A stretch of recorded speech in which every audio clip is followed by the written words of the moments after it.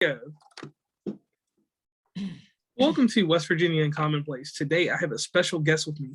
This guy has a topic that is so controversial, but tame at the same time. I have with me JimiFrtitz. Oh, I got to turn that off. Go turn my phone off. Here you go. Yes, JimiFrtitz from Vancouver. Welcome. Hi. And how are you doing today, sir? Excellent, thanks. And you? I'm doing very well. Could you let us know what happens in your world in Vancouver and why you are here today? What happens in my world in Vancouver? Yes. Well, let's see now. I have a fantastic social life. I have a wonderful group of friends. I write and make music and do podcasts, and here I am. Okay.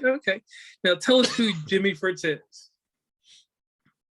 JimiFrtitz is the author of the recently published Confessions of an Ethical Drug Dealer, and also another book called Rave Culture: An Insider's Overview. I have a website at jimifritz.ca where you can discover all my secrets lurking. Okay, and now your accent is that from the UK?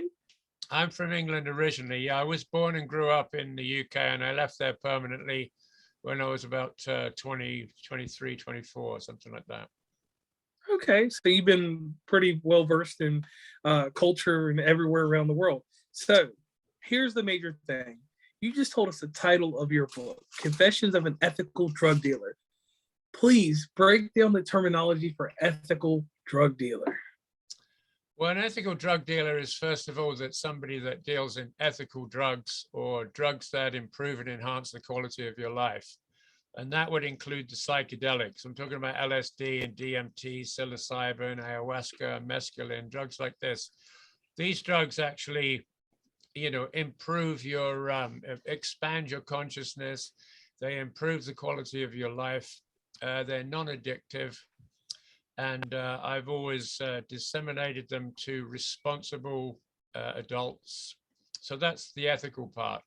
I've never had anything to do with opiates or coke or crack or crystal or speed or any of these other, and they all tend to get lumped into the same category. And that's one of the goals of this book, is to show that, psychedelics in particular are a different class of drugs. They're not dangerous. They're not addictive. You can get a lot out of them. There's a massive amount of research going on right now into psychedelics, and they seem to be, you're being used for depression and anxiety and all these others. So there are many, many therapeutic uses for these non-addictive substances.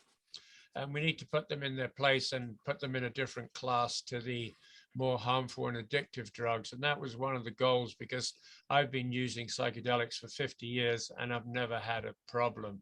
And almost everybody I've ever known has been a psychedelic drug user with almost no problems whatsoever. The other class of drugs, the addictive street drugs, are a completely different world, and one that I've never been involved in. So that was one of the overarching themes of the book, is that psychedelics, normal people, I mean, most of the people that I saw, I'm an ex-drug dealer, I should point out, but most of the people that I dealt with over the years were responsible people. They were professionals. They were doctors and lawyers and, government workers and all kinds of professionals. So these were not people that were reckless or using drugs irresponsibly. They were using them to enhance and improve the quality of their lives, and that's what they did. So that it's a point that doesn't get out that often. I mean, there's a Columbia professor called Carl, what's his name? Oh, I forget. Carl somebody or other. Anyway, he just wrote a book about the responsible use of drugs for adults. And he's confessed to using, and he uses cocaine, he uses heroin, and he uses a lot of drugs, but he uses them, and I maintain too in my book that any drug can be used responsibly. It's just that you got to be a lot more responsible with some of them than others. But psychedelics in particular are relatively safe and harmless and possibly very beneficial. All right, so I have a question, because I deal with a lot of people that have these two things, depression and anxiety. how can psychedelics help people that are depressed or have anxiety? Well, anxiety is anxiety and depression. They're both the kind of they're both where your brain gets stuck. It gets stuck in a rut, and you can't break out of it. You get stuck in this cycle of thinking, and you can't break out of it. You can't see outside of that. What psychedelics do is they rewire your brain in a different way. And now all of a sudden you can see, you get an objective perspective. You can actually see yourself from the outside in and in a new way. And it creates a new way of thinking, which breaks you out of this destructive cyclic, destructive cycle of thinking, which is what depression and anxiety really are. You're stuck on this one thing. It's like a compulsion and you can't get out of it. Psychedelics rewire your brain. They change the way you think. And once you think differently, you can approach your problems differently and see them more clearly. And it's very, very effective for those things. There's probably 100 studies going on right now around the world with psilocybin, with LSD, with ibogaine, and they're all being used for depression, anxiety, end of life issues, and they're getting great results. MDMA, for instance, will be a prescription medication for PTSD probably within the next year. It's been, Oh, wow. it's been studied for 25 years now. There's an organization called MAPS run by a guy called Rick Doblin, who's been working on getting MDMA as a prescription drug for PTSD for 25 years now. And it's just coming into the third stage studies. The FDA have just recently given it a special designation of a substance with exceptional potential. So they've catapulted it to the front of the line. And with all these vets coming back from Afghanistan and Iraq and everywhere else with PTSD, nothing is working for these guys. A lot of them are committing suicide. They don't know what to do. Well, they're curing people of PTSD with 2 or 3 sessions with MDMA, also known as ecstasy. So it's very, very effective. And, therapists are very excited about it because they can actually do something for their patients. And I thank you for all that wealth of knowledge, because knowing that now and knowing, like, I deal with so many people that deal with these things in life. It'll be a way, like you said, to take away that compulsion in their life and rewire them. So I greatly appreciate you for that knowledge, and I'm glad to know about that study. Now let's dive a little bit into you real quick.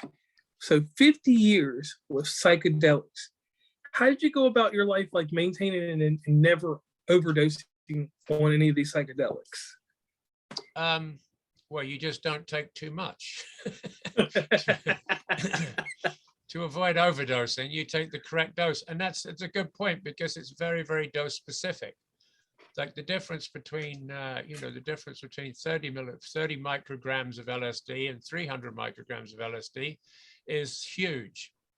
So you have to know your dosage, you have to know your frequency, you have to understand what these drugs do, and you have to use them respectfully and responsibly. And if you do that, there are great benefits to be had. Anything you do irresponsibly is going to be a problem, right? So if you do too much of anything, it's like the difference. You can have a glass of wine with dinner and it's no problem, right? Or you can drink a 40-pounder for breakfast, and that's going to be a major issue. The only difference there is dosage. It's the same drug. Okay. And I agree with that wholeheartedly. Just watch how you're doing it. And with illicit things, obviously you don't have a prescribed method on how to use it, so those lead to overdoses. So one thing I want you to elaborate on: smart drugs and dumb drugs. Over on your website and throughout your book, there's certain terminologies, and this is one I definitely would like to talk about, because I like those phrases: a smart drug and a dumb drug. Yeah, so it's a kind of, my book opens up with a kind of a treatise on smart drugs and dumb drugs. And smart drugs are the ones that increase your perception and awareness of the world, and therefore improve and enhance the quality of your life. Dumb drugs are the ones that decrease your perception and awareness, and therefore take down the quality of your life. So a lot of people do the dumb drugs, and I'm talking about the addictive ones like coke and crack and opiates and fentanyl and all these things. People do those drugs for completely different reasons. They do them to get out of it. You do psychedelics to get into it. and it's a completely opposite motivation and application.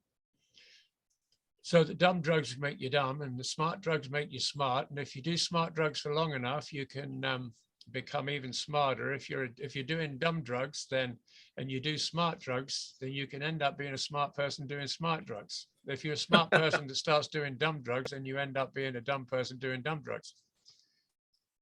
Okay, I like that. Now, you have numerous titles to your name. You're a musician. Bring us into light when you decided to become a musician, or how it started in your childhood that you wanted to get into music, and tell us about the highs and lows. Because the amazing thing with you is you have 50 years experience across the board doing everything. So you have a vast knowledge of technology in its infancy all the way until now. Right, right. So when I mean, I was hitchhiking around Europe as a teenager, and needed to make money, and I did fruit picking and other things, but ran into a guy in a campsite who taught me 3 chords on a guitar, and I learned 3 songs, and then I was playing in the streets of Rome 3 days later and making money. So that was a revelation, because then I bought a guitar, and I used that as an income for the next 3 or 4 years, hitchhiking around in different countries, and could make a living wherever I was. So that's how I started. And then I got a bit more sophisticated, learned a lot more.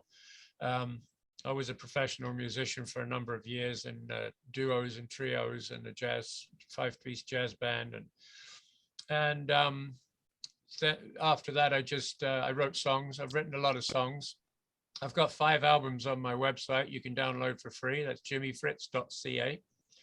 And recently, in the last few years, I've been making music videos, because I was also a filmmaker for many years. And so yeah, that's another one I wanted to dive into. I brought my music skills and filmmaking skills together, and made 24 music videos of my original songs, which are also on JimiFrtitz.ca, and a YouTube channel under the name JimiFrtitz, Jimi Fritz.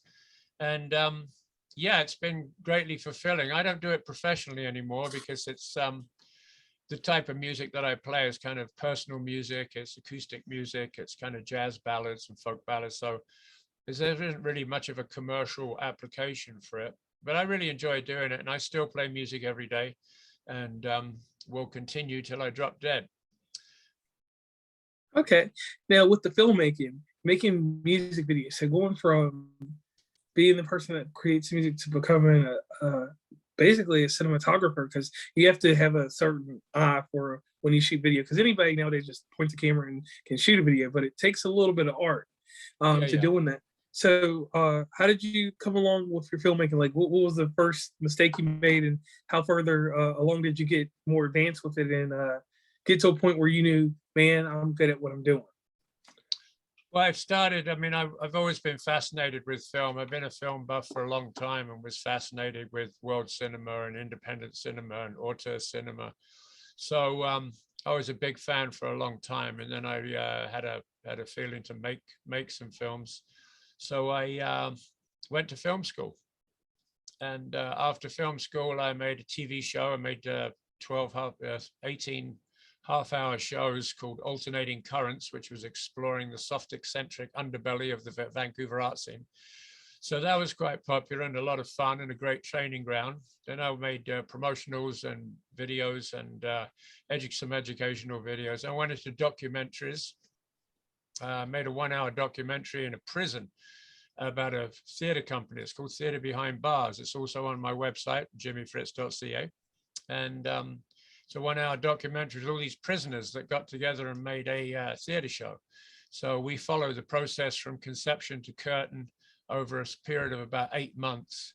It was really interesting to go to the prison, on and off for 8 months, and get to know all these guys. And they got a lot out of the theater program, because it gave them kind of self-confidence and self-esteem and whatnot. And they sort of found themselves through the program. And it was an autonomous program within the prison, so it funded itself. They brought in people from the outside. So that was an interesting project. And then I started writing screenplays. I wrote 2 feature-length screenplays, and got very close to making one of them. That fell apart at the end. But filmmaking is a very, very expensive. It's very, very time consuming. You've got to, it takes it takes a year to finance it, a year to make it. It's just years of your life. So that's when I started writing, because I got involved with rave culture. I became a rave promoter. And I was very impressed with that whole scene. So I wrote a book called Rave Culture, an Insider's Overview. And that came about because I tried to make the documentary. I put together a proposal for a documentary on rave, and I was going to travel around the world and interview all the main players. And that got turned down by every production company in the world. And so I thought, well, I'll write the book. So I did. I wrote the Rave Culture, an Insider's Overview, and found that very liberating, because with a book, you can do what you want. You can do when you want it. You can do as much or as little as you want. You don't need anybody else's opinion or input. So that led me to writing. So one thing kind of led to another, right? Right. So you go from making music to filmmaker to an author. Now, let me ask you this, because I always like to get an author's perspective on writing, because I actually wrote a book myself. So I know some ins and outs. Was there ever a point when you were doing these books about raves that you like got a writer's block, or did something stop you somewhere from writing at certain periods? No, I've never had a writing block. I've never, I hear about it all the time, but no, if I've got something to say, then I just, I can say it. This book took about 8 months to write, and it was pretty much straight the way through. I just started it, but it was also, I didn't have to make anything up, because it's, I call it a psychedelic travelogue and memoir, a geographical and psychological journey, 50-year journey. So basically, I just mapped out all the events that I was going to describe, and then I edited that, because there was, 10 times more than I could ever put in the book. And so I just kind of hit the high points, and then I just went down the list, and each item on the list was a chapter. And I didn't. I never had writer's block. Okay. Now, after you write your first book, Confessions of an Ethical Drug Dealer is your second book. Yeah. What day and what time did you decide that, hey, I need to put this book out there? I need to shed light on this so that people could understand? Because from what you said, when I hear psychedelics, I already have stigmas and misconceptions already in my head, because I'm thinking back into I'm an 80s baby, so I'm thinking back to Woodstock. I'm thinking about to whatever happened at Studio 54 in the 70s, all that kind of stuff that led up to the early 80s. So what made you decide that it was just the right time to write this book at this moment? Well, because I'm going to be dead in about 10 or 15 years. So I thought if I don't do it now, I won't do it. Plus, it's a long, 50 years is a nice amount of time. And it was something that was in my mind, for a long time, to just document this part of my life, because the traveling, I've done a lot of traveling in a lot of different countries, and then the psychedelic overlay on top of that. It just seemed like I just wanted to tell that story, because even people that I know today that I've known for years don't know half of the stories in this book. You can't just sit around narrating your own story in public. So true. It was just a chance to document that and to put it aside. So that was the motivation, and also because there's a lot of talk about psychedelics right now. We're on the verge of a psychotherapy psychedelic revolution. They're being decriminalized and legalized all over the world now, and I think in 10 or 15 years' time they'll be available, certainly as prescription drugs, and probably eventually recreationally as well. So I thought that was a good time to do it. Okay. Now, you lived a very, very long life. So living a long life, you have wisdom, experience. But could you tell us about a time of great triumph in your life? And then after that, could you tell us about a great disappointment that happened? Because in my lifetime, I can always say that I was able to entertain. I was on TV at some point. I wrote a book. I'm doing what we call the new radio. I've lived all the entertainment experience that I'll ever need. But the one downfall that I have is that I didn't take the time to go to college and learn the behind the scenes, like engineering and stuff like that for radio and stuff. And I wish I had. That's my biggest disappointment in life. So what about you? What's your greatest triumph? in your disappointment? I've had so many high points that I mean, a lot of them are listed in this new book. Lots of peak experiences, lots of amazing places and lots of amazing people. So there's just so many. And one of the problems with what to put in the book was really the biggest problem was what to leave out, because there are so many experiences and places and people. I was on the road for 20 years and lived in a lot of different countries, and so the biggest problem was what to leave out. So there's just so many high points. And most of my life, I mean, I've had pretty much a charmed existence. I've had a lot of good luck. I've never been in any desperate situations. I've never had any catastrophes or calamities. So mostly a charmed life, and I don't really regret anything. I wouldn't change anything in my life looking back. I don't see any place where I would say, no, I shouldn't have done that, or I regret that, or that was a bad move, or everything seems to have worked out, So no Okay. real low points either. I mean, no catastrophes or disasters. I know quite a few people that are dying right now because I'm of an age where, my friends are, getting sick and dropping dead. But, that's part of life too. I mean, it's not, I don't think of death as a catastrophe anymore. Okay. And I guess when you get to a certain age, or just in a certain realm, not age, get to a certain realm in life, you get that way. Now, on this show, I pay homage to a news magazine called 2020. In the United States, growing up, there was John Stossel, there was Diane Sawyer, and then there was probably the greatest journalist, she's still alive, Barbara Walters. And I ask certain detailed questions to whoever comes on the show just to get them to be more personable and to learn a little bit more about them. So, Jimmy, it's your turn now. You're on the hot seat. Are you ready? I'm ready. Okay, now here we go. Now, when we talk about psychedelic drugs and we talk about the stigmas, the misconceptions, what is the worst misconception that you come upon when you're explaining this to someone that is naive to psychedelic drugs? I think the biggest barrier is that people put all drugs in the same category. They think of drugs and they think of the drug addict on the street and the people overdosing on the streets and drug addicts and rehab. And that's what they think about. Now, when I think about psychedelics, I think about, creativity and mind expansion and enhancement of life and all those things. So that's a big problem, is people put all drugs into the same category and they don't realize, they don't know the difference between a magic mushroom and a flap of crack. So this is a major problem, right? It's a major problem with law enforcement too. I mean, even today, they don't know the difference between, consciousness expanding drugs and mind numbing drugs. So there's a huge difference. So we need to separate those out. That's probably the biggest mistake that people make, is they put all drugs in the same category and they think they're all addictive and harmful, and that's not true. Okay. The guy's name, I remember the guy's name, his name's Carl Hart. Carl Hart. Carl Hart, he's sort of on the vanguard now of promoting, responsible, the fact that any drug can be used responsibly. And he's a professor of psychology at Columbia University. And on the weekend sometimes he'll do a little bit of heroin, or if he's at a party, he'll do a line of coke. He'll have a joint when he feels like it.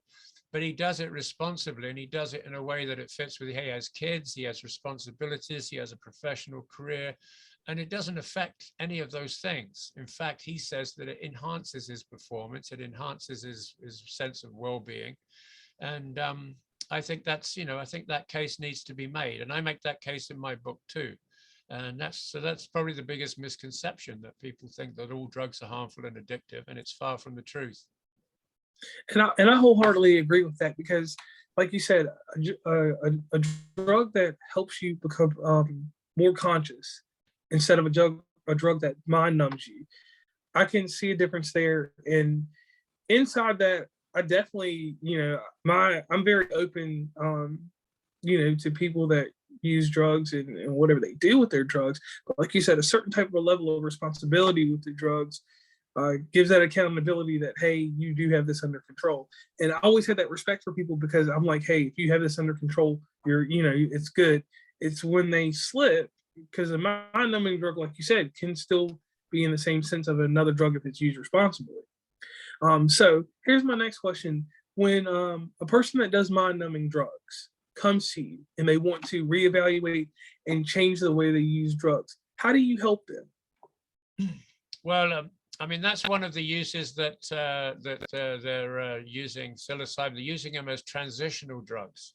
They're using psychedelics as transitional drugs for opiate addicts and amphetamine addicts and coke addicts, and they're using them to transition them away from those addictive drugs, so they can be used in that way, which is pretty interesting. There's a pilot project going on in Vancouver now where they're trying to transition addicts through magic mushrooms, psilocybin, and because it changes the way they think. It changes the way they think of themselves and the way they see themselves in the world. And that's the problem, because people are doing these harmful drugs because they have horrible lives and horrible backgrounds and trauma, psychological trauma, and they're trying to mask it. They're trying to obliterate their minds because they don't like what's going on in their mind. So they're using it as an escape from their problems, whereas psychedelics send you in the other direction. You embrace your problems, or you see them in a different way. You see them with different eyes and a clarity for the first time sometimes, and it can be life-changing. I've seen people turn their lives around with psychedelics. There's a lot of microdosing going on right now. A lot of people are using microdoses of acid and LSD and psilocybin for depression and anxiety, because it just brightens their day. It cheers them up. It makes them think more clearly. And if you do a microdose, you don't even get high. I mean, the idea is that you don't get you don't hallucinate or anything. You don't get high. You don't feel any different, but it changes your brain on a subtle level. It increases the neural nets and the neural pathways, and literally expands your consciousness physically and metaphorically. Okay. And I thank you for that, because that right there, that's the gem in this episode. That right there will turn a lot of heads, and it will make people a little bit more rounded, in my opinion. Hopefully. Hopefully of the different uses and how to approach and accept people on either side of the fence, or who are not on the fence at all with any of this. So now here goes the hard question. This is the Barbara Walters question. This is the deep one. Okay. In your lifetime, you've helped people along the way, and we never disclose any information about anybody personal to us or anything like that. But have you ever seen a time that the psychedelic use turned into a bad use for people? Yeah, I mean, people can have bad trips. In fact, in my new book, Confessions of an Ethical Drug Dealer by JimiFrtitz, available at fine bookstores everywhere, I describe my first. I've only ever had one bad experience on psychedelics, and I was 15 years old, and it's the first time I ever did a psychedelic. I did a huge dose of LSD, which was a purple microdose. It's about 350 micrograms. I'd never heard of LSD before. I didn't know what it did. I had no idea what I was doing. I did it with a bunch of other people who didn't know anything about it. And that's an example of misuse. And I put that in the book early on, because that was to make the point that if you don't take them seriously, you can have a bad trip. And but you can only have a bad trip if you do it in the wrong set and setting. And that was something that Leary, Timothy Leary, espoused for years and years. You have to, the set is your frame of mind, the setting is your environment, and dosage and frequency. So if you have those things correct, you would never have a bad trip. If you do too much in the wrong place, if you take a couple of hits of acid and go see a horror movie, you're likely to have a bad trip. Or if you're doing them under experimental conditions. They were doing experiments in the 60s where they tie people to the bed. They'd strap them down give them massive doses of LSD, and then stand around the bed with white coats and clipboards. And these people were totally freaked out. So they were wigging out, yes. That's an example of a very bad setting. So if you get those things wrong, you can have a bad trip, and it'll bring up whatever's there. Also, it's an important point that psychedelics don't put anything in your mind that isn't already there. They just amplify what's there. They're amplifiers. So if you're if you're troubled and depressed and anxious and paranoid, and you take a big hit of LSD, you can have a bad trip. If you take a moderate dose and go for a nice pleasant walk in the woods with your friends, you'll have a fantastic time. So you have to know what you're doing, and it's there's a lot of good information out there. There's no excuse for people making these mistakes anymore, but of course people do. But yeah, the bad experience comes from misuse, and misuse or abuse. If you use them responsibly and respectfully, you don't have those problems. So that's what we need to do, and that's what we need to be teaching young people, is how to use these drugs responsibly and effectively to enhance their lives, instead of just gobbling everything in sight and seeing what happens. And that's I can agree with that, because like growing up in I'm from the state of Virginia. We got a little country area, so we had shrooms. And no one told us what to do with them. They said, if you get the shrooms, you're going to get high. You're going to wig out. And then, we had little, and I don't shy away from this. Everybody at some point had a little acid here or there. I don't care. They can sit there and lie or say what they want. And, with the acid, we were, the little drops and different things. We were taught, like, you can try this, but be in a safe place. You're not going to go just do acid, like you said, and go to a concert and wig out or nothing like that. Because, like you said, I play video games, so I was playing GoldenEye, and I had a bad trip off GoldenEye, and I put the Nintendo 64 down, never played it again. So I wholeheartedly understand what you're saying about like the setting and how things should properly be done when you're using something like that. So I want to thank you very much for coming on the show and enlightening us on this. But here's my major question. This is the last part of the 2020 segment. If there was a billboard that was in Vancouver, British Columbia, there was another billboard in Seattle, Washington, maybe one more in Everett, Washington, just because I like the name of Everett, and then maybe one more in Portland, Oregon, what would all these billboards say about JimiFrtitz? They'd say you should really read his new book, Confessions of an Ethical Drug Dealer. And one thing that I want to tell you that I really appreciate you doing, there's a part of the show we call the shameless plug. Yeah, and I think I already did that. yes, you were very intricate and you pulled it off. So I want to thank you very much. So JimiFrtitz, in closing, I would like to get you to do this for the audience real fast. Please tell the audience which book they should read first, then just briefly, a quick moment, tell them about the highlights in both books. Not to give away too much. All right, well, the new one is Confessions of an Ethical Drug Dealer by JimiFrtitz, and it's a 50-year journey, psychological and a geographical journey through life. Call it a psychedelic travelogue and memoir. It's intertwined, so the geographical travel is kind of intertwined with the psychedelic experiences, and it's really just to let people know that psychedelics can be a healthy part of a healthy life. The other one is Rave Culture and Insider's Overview, which is a primer for the global rave phenomenon. It's kind of a snapshot. It's fairly old right now, and some of it's out of date. But if you're interested in rave culture, it'll give you the history and the history of the music, the history of the culture, the philosophy of the culture. And there's a lot of stuff about MDMA in there. And so that's a useful one if you're interested in rave culture. And they can both be found on my website at jimifritz.ca, YouTube channel under JimiFrtitz, Jimi Fritz. And there's a lot of other stuff. There's a lot of films there, movies, writing, podcasts, and it's a really a center for all your entertainment needs. Now, what I do on this show is I like to give everybody a quick testament of who they are and who presume you to be. So let me tell you real quick, JimiFrtitz. There's one thing that's remarkable about you. It's this word we use, fortitude.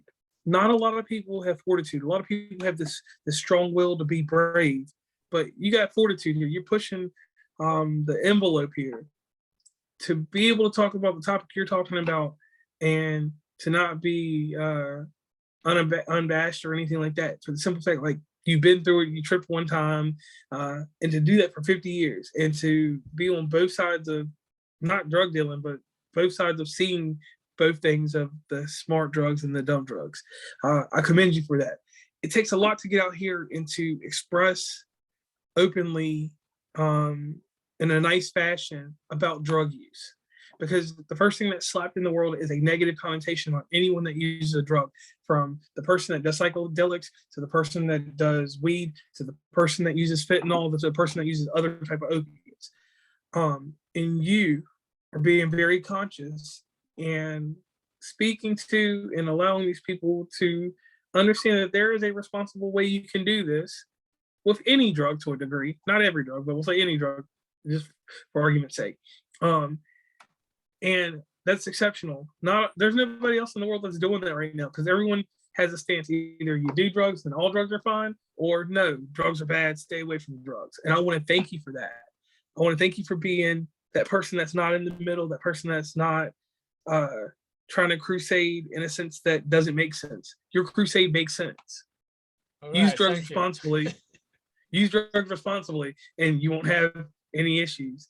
And the point of taking psychedelic drugs and explaining that not all psychedelic drugs fit into the presence of amphetamines or any of the opiates and stuff like that. Those are totally different drugs from what you are trying to explain to people, and the thought of what makes your conscience go forward and what makes your conscience go backwards. That right there was the gem in this episode, because like you said, knowing these two entities makes it a whole lot easier and an easier way to explain things to the audience and to people when you're expressing all your views. So, JimiFrtitz, I would like to tell you thank you for your service today. All right. And this has been a great episode here, West Virginia Commonplace, and we're signing off. Okay. Bye-bye from Vancouver. All the best. Peace.